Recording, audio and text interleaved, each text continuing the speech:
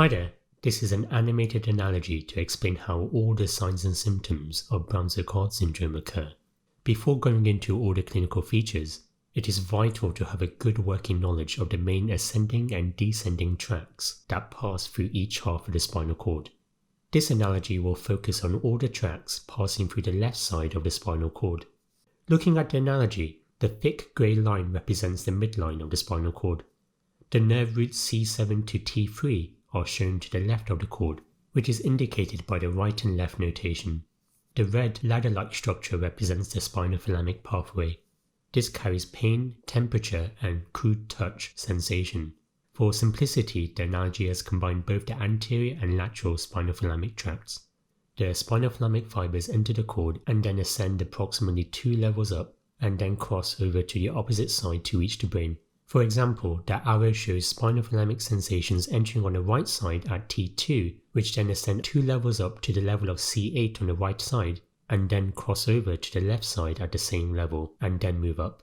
All spinothalamic sensations coming from the cord ascend ipsilaterally approximately 2 levels up before crossing over. These overlap with each other to create a local pathway known as the Posterolateral Tract or Lissauer, which is highlighted as shown. It seems odd as to why the spinothalamic pathway ascends before crossing over to create Lissauer's tract rather than crossing over straight away. It is postulated that Lissauer's tract aids intersegmental pain modulation. We also have spinothalamic sensations coming from the left, which ultimately cross over to the right. This is shown in light red. The blue line represents the dorsal columns, which primarily transmit vibration sense and conscious proprioception information. These ascend ipsilaterally in the spinal cord and only cross over to the opposite side in the medulla.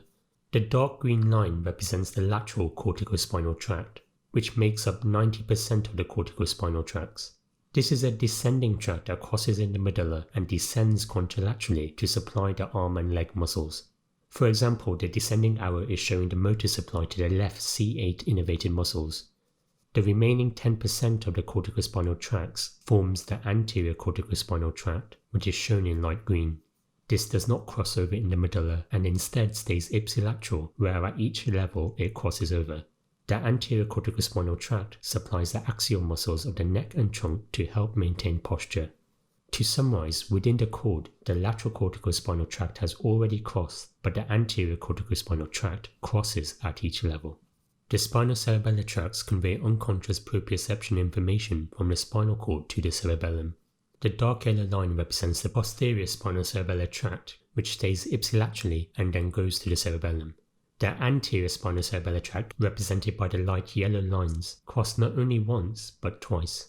The anterior spinocerebellar tract carries incoming information from the right and then immediately crosses over to the left and ascends. When it reaches the brainstem, it goes through the left superior cerebellar peduncle and then crosses back to the right, to the same side it began.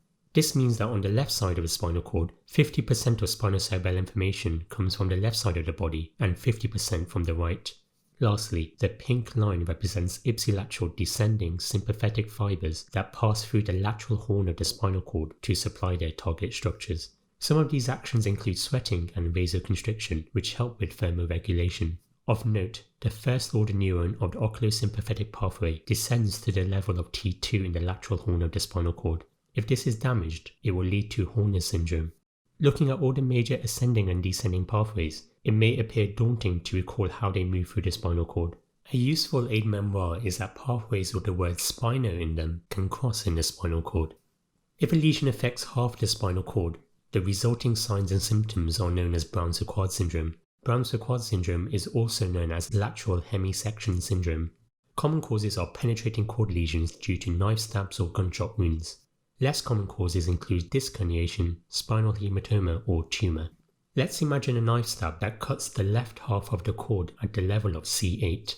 Going through all the resultant signs and symptoms, there will be loss of all sensory information ipsilaterally at the level of C8, which makes sense as all the information at that level has been cut. Looking at the spinothalamic pathways, pain and temperature information from the right side is intact at the level of C8 and T1, as seen by the red scaffold still being held up. This is because the C8 and T1 spinothalamic pathways ascend past the lesion on the opposite side and cross above it, so it is spared. The right T2 spinothalamic pathway, however, crosses below the lesion and so gets caught by it. This is shown by the red scaffold at the right T2 level falling. Because of this, on the opposite side of the lesion, there is pinprick and temperature loss 2 levels below the level of the lesion, as shown by the red shading. This is a well-known fact about Brown Sequard syndrome. Less known is that spinothalamic sensations from the left are also affected ipsilateral to the lesion, with pain and temperature loss occurring from the level of the lesion to approximately 2 levels down. This is because the lesion damages Lissauer's tract ipsilaterally, and so ascending fibers that have not yet crossed get damaged, such as those coming from the left C8, T1 and T2. Left T3 spinothalamic fibers cross over before the lesion and so escape damage. As the dorsal column sensations stay ipsilateral, there is loss of vibration and conscious proprioception information ipsilaterally at and below the level of the lesion, which will cause a sensory ataxia of the left leg. To summarize, this means that on the left side, there is ipsilateral loss of vibration sense and joint position sense in the C8 dermatomal distribution and below, as shown in blue. There is also ipsilateral loss of spinothalamic sensation at C8, T1 and T2, but this then returns at T3. This mixed dorsal and spinothalamic loss ipsilaterally is shown by the striped red and blue shading. Contralaterally, 2 levels below the lesion, there is spinothalamic loss at T2 and below, as shown by the red shading. This means there is a dermatomal area with bilateral spinothalamic loss, which in this case is at T2. This is shown by no spinothalamic fibers entering the cord from the left or the right. Next, regarding the lateral corticospinal tract, there will be damage to lower motor neurons at the level of injury at C8. This is shown by the 0 to 1+ reflex grade, which indicates areflexia or hyporeflexia respectively of the triceps jerk, which receives C8 root supply along with C7. The finger jerk reflex, which is supplied by the C8 nerve root, will disappear and is shown by the 0 reflex grade at the fingers. As the biceps and brachioradialis reflex are supplied by the C5 and C6 nerve roots, they will be unaffected, as shown by the normoreflexic 2+ reflex grade. Below the level of the lesion, there will be upper motor neuron lesion features. This is because the upper motor neurons are damaged, which releases the lower motor neurons from their inhibition. This means that at the level of injury, there will be a lower motor neuron lesion pattern, but below the level of injury, there will be an upper motor neuron lesion pattern. This is explained in depth in a short animated spinal cord analogy video which can be found in the description. This means that the left lower limb will be hyperreflexic with an upgoing Babinski response with reflex grades of 3+ or 4+ if clonus is also present. There will also be a pyramidal paternal weakness in the left leg with associated hypertonia. Looking at the abdomen, the left-sided abdominal reflexes are absent and so the abdominal wall does not contract when stroked. This is normally what happens if there is either an upper or lower motor neuron lesion. Interestingly, the right-sided abdominal reflexes are also lost. This is because the afferent pathway of the abdominal reflex is transmitted through the spinothalamic system. As the spinothalamic pathway is lost on the right at T2 and below, it cannot transmit afferent sensations to contract the abdominal wall. This is also the same reason why the Babinski response on the right is absent, as the stroking sensation cannot be sent through the spinothalamic pathway to cause an extensor plantar response. As the anterior corticospinal tract is lost at C8, this means that the right axial muscles supplied by C8 and below will be affected, leading to postural instability. In this way, there is motor involvement ipsilateral and contralateral to the lesion, where below the level of the lesion, there are classical features of upper motor neuron lesion with good localizing value ipsilaterally and non-specific postural instability contralaterally. As previously discussed, the posterior spinocerebellar tract carries information to the cerebellum by staying ipsilateral, and the anterior spinocerebellar tract carries information back to the same side through its double crossing over. This means that on any given side of the spinal cord, 50% of spinocerebellar inputs come from the right and 50% from the left. As the lesion damages the posterior spinocerebellar tract, transmitting information from the left side of the body, and the anterior spinocerebellar tract transmitting information from the right side of the body, there will be bilateral cerebellar ataxia at and below the level of the lesion. This is shown by the yellow shaking lines indicating unsteadiness. In reality, due to the left-sided weakness from the lateral corticospinal tract damage, the left-sided ataxia may be difficult to appreciate.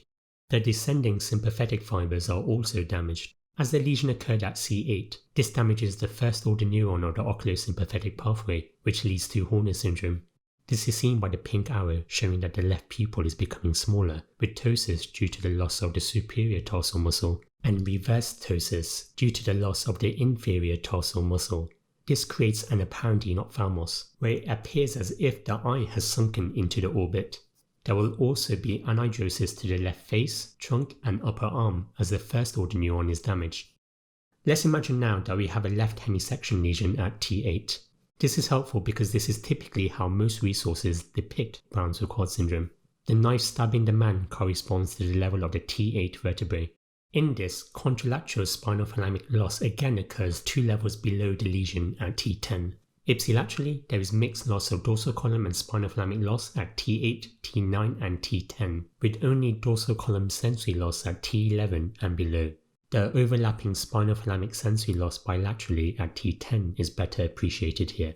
Regarding the corticospinal tracts, there will be pyramidal left leg weakness with hyperreflexia and hypertonia, with right-sided postural instability causing unsteadiness. The right upper abdominal reflex may be spared.